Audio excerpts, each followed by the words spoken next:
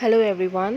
Children, I hope all of you are fine and safe at your place and attending your classes every day. Please don't forget to watch your videos also, otherwise you will skip the topic. So let's start. This is our third video of chapter 1, French Revolution.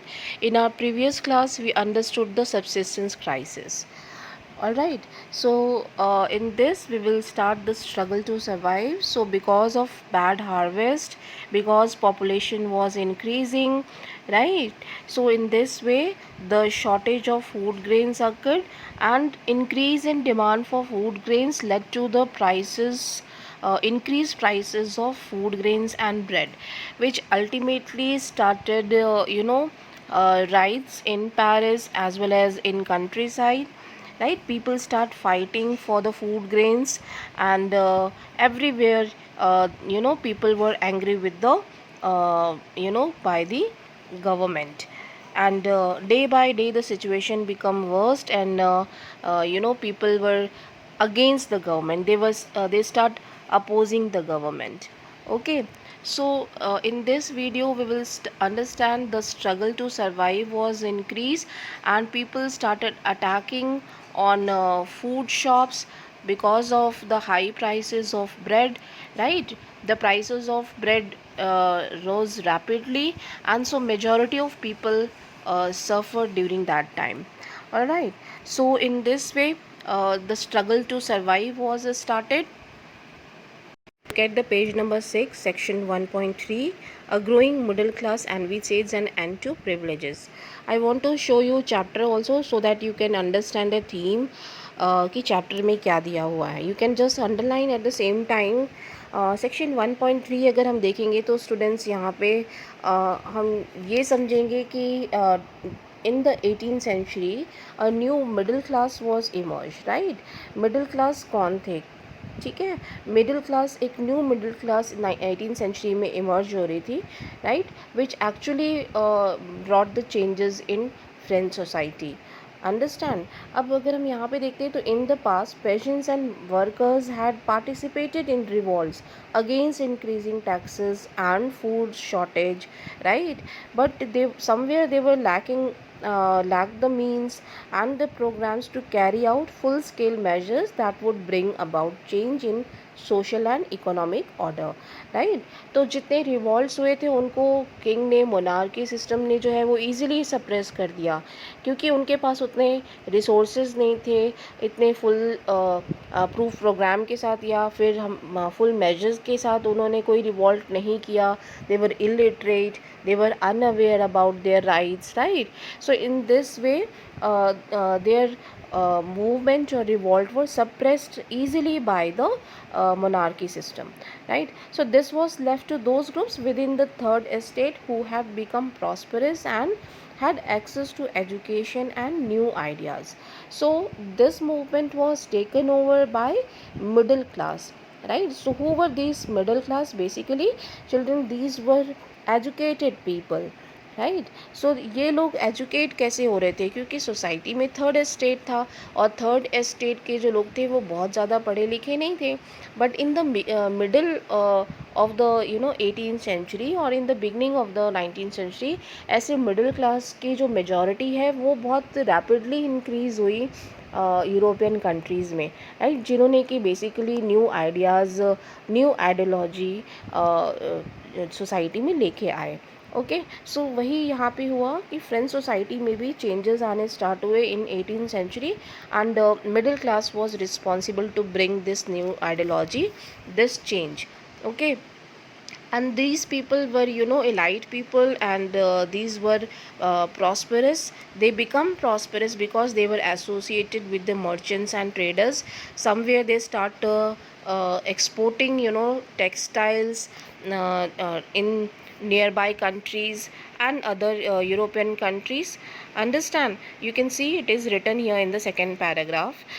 So these people become wealth through an expanding overseas trade and from the manufacture of goods such as woolen and silk textiles that were either exported or brought by richer members of society.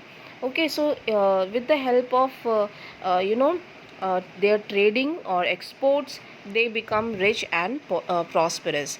In addition to merchants and manufacturers, the third estate included professions such as lawyer, administrative official. So third estate में और कौन कौन लोग include थे apart from traders and businessman?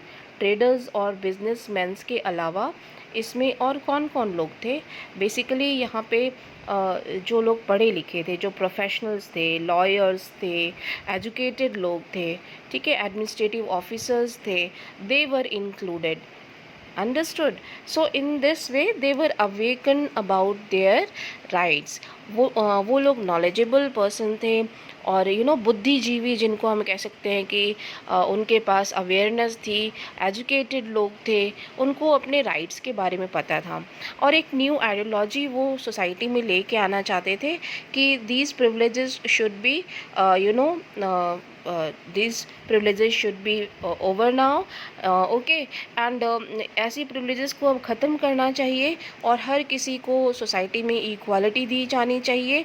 ठीक है, जो लोग प्रिविलेज क्लासेस हैं सिंस बर्थ, ऐसे प्रिविलेजेस को अब ख़त्म कर देना चाहिए. Rather than a person social position must be depend on his merit, यानी कि जो पोजीशनल जॉब्स हैं उन पे मेरिट के अकॉर्डिंग, क्वालिटी के अकॉर्डिंग, क्वालिफिकेशंस के अकॉर्डिंग लोगों को वो जॉब दी जानी चाहिए. Okay, so that is there ideology, ऐसा उनका मानना था. Rather a person social position must depend on his merit, इसका मतलब ये दिया हुआ है.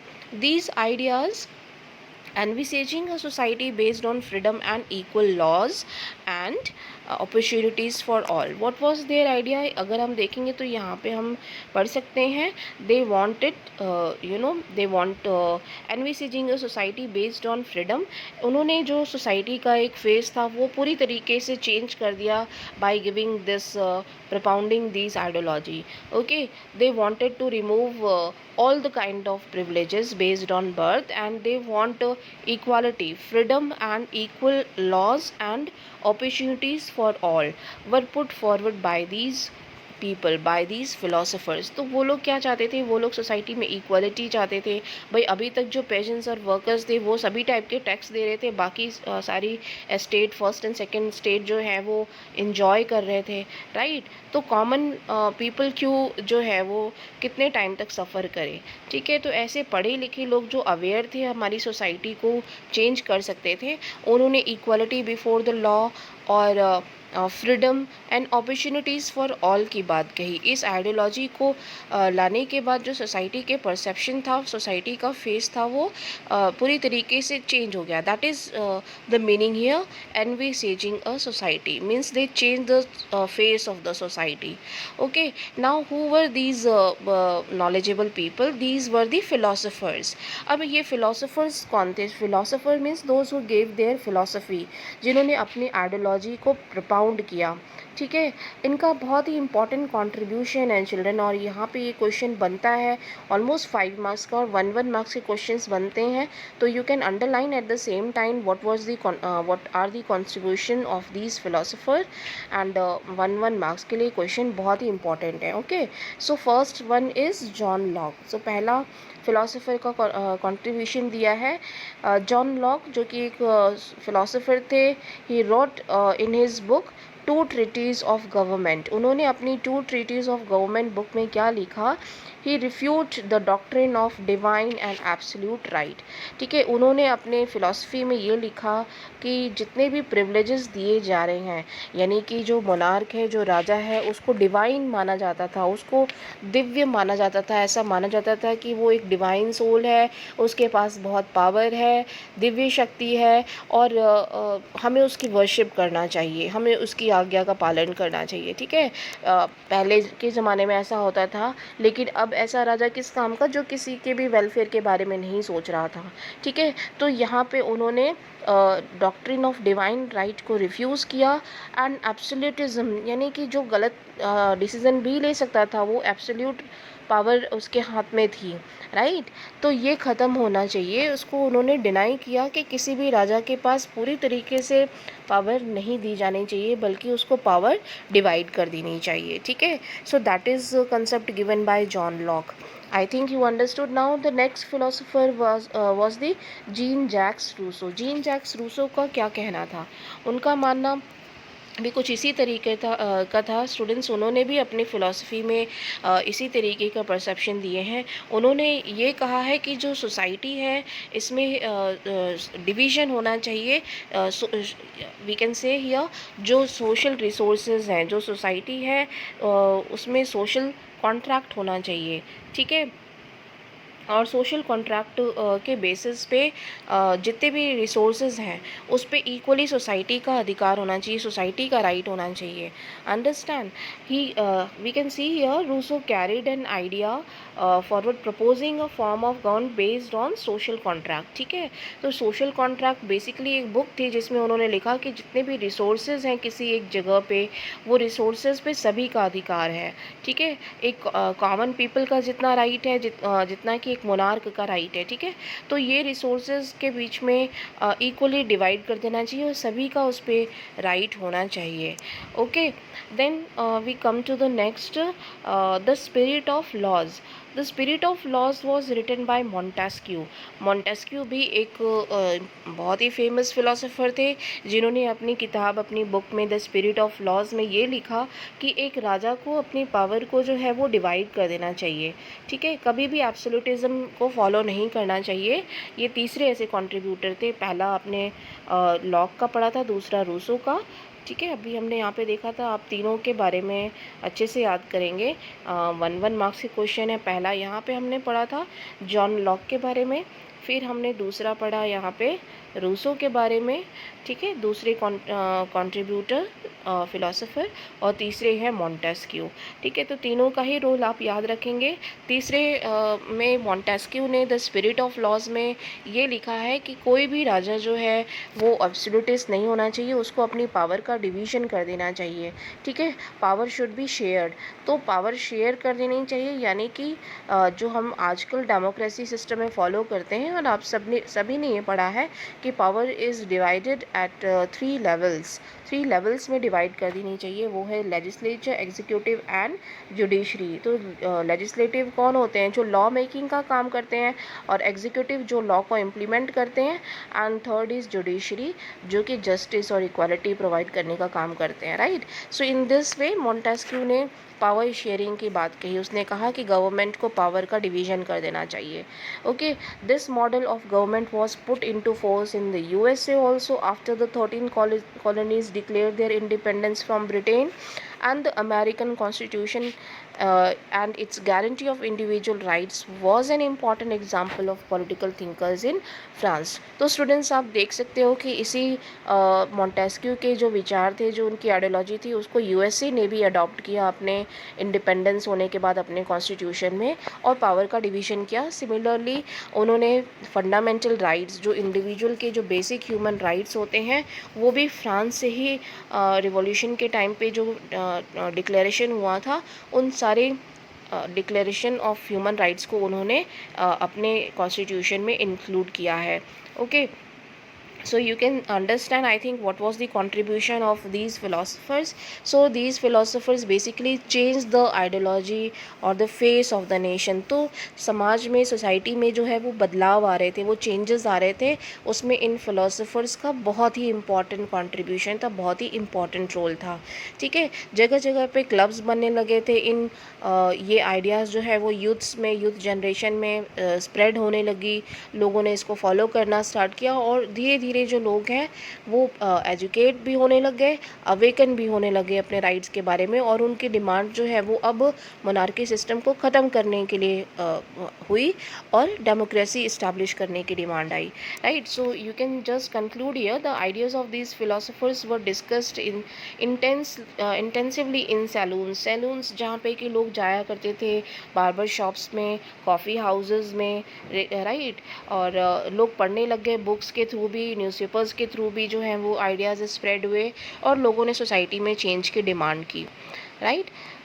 Then the news that Louis XVI planned to impose further taxes to be able to meet the expenses of the state general generated anger and protest against the system of privilege. तो यहाँ पे जैसे ही Louis 16 को पता चलता है तो वो और अपने जो टैक्सेशन सिस्टम होता है और ज़्यादा जो है वो इंक्रीज़ करने की प्लान करना स्टार्ट कर देता है, ठीक है। इस बात को सुन के जो यहाँ की जनता है, जो लोग हैं, कॉमन पीपल हैं, वो और भी ज़्यादा जो है वो लुई 16 के अगेंस्ट हो जाते हैं और फिर यहाँ पे वो प्रोटेस्ट करने के लिए जो है वो सोचते हैं कि they will start protest against the government. Okay, now some sources are given. Look at the next topic. So students, you can see in section 2 now the outbreak of the revolution. French Revolution was already outbreak with the Bastille storm, right, that we have already gone through in section 1.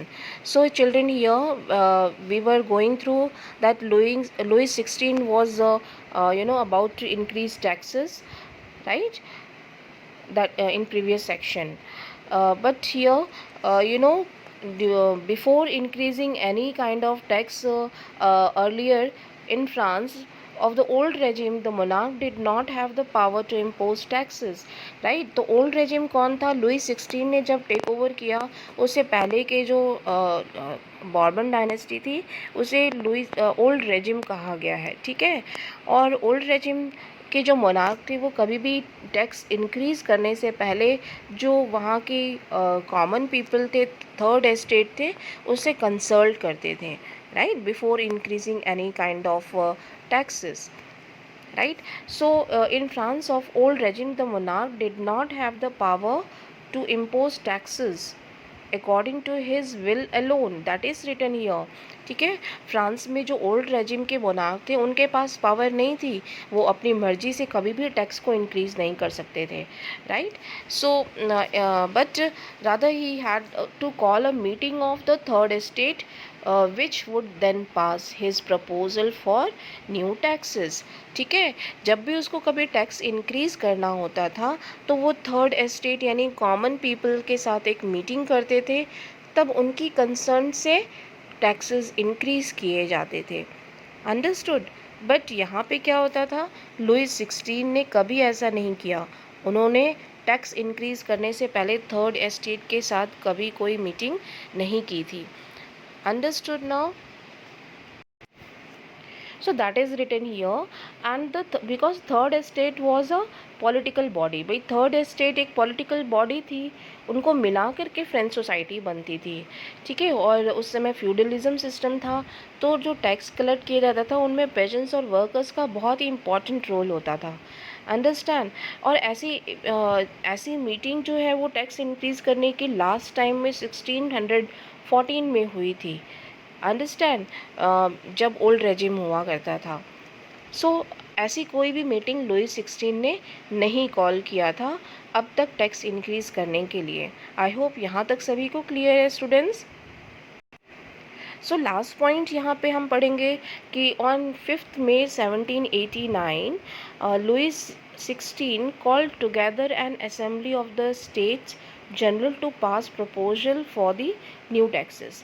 अब यहाँ पे उन्होंने क्योंकि new taxes implement करना था तो उन्होंने यहाँ पे एक इम्पॉर्टेंट मीटिंग थर्ड एस्टेट के साथ कॉल की, जहाँ पे कि वो न्यू प्रपोजल्स को पास करना चाहते थे। आई थिंक यहाँ तक सभी को क्लियर हो गया है। इसके बाद का टॉपिक हम नेक्स्ट वीडियो में कंटिन्यू करेंगे। That's all for today children. Please go through the reading of the chapter also to make it more clear. If you have any confusion, any question, you can message me. Thank you all of you.